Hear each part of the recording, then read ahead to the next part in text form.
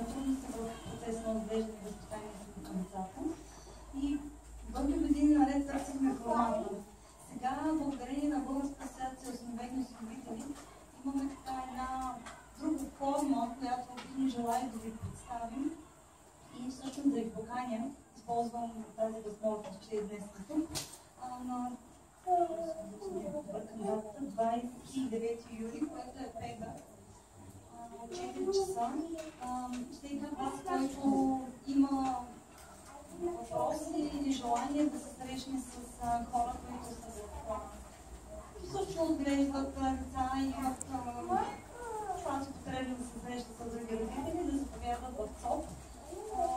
Ние се намираме повечето от присъстващите, предполагам, спомнят къде, но все пак да кажа, номер 9, в сградата на отдел за кръвно детето.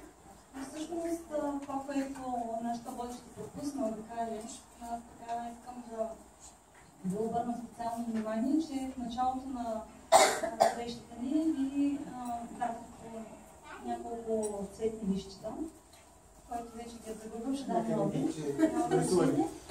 Искам така да ви поканя да напишете или някакво послание, нещо, което е било провокирано в момента от темата и всичко, което напишете, нарисувате и кажете на листа, чрез листа всъщност, ще бъде изложено в ЦОП, ще направим едно дърво, което лищата ще ги налепим на него и всеки един, който присъства в ЦОП, може да добавя допълнителни плойки и да стане към това дърво.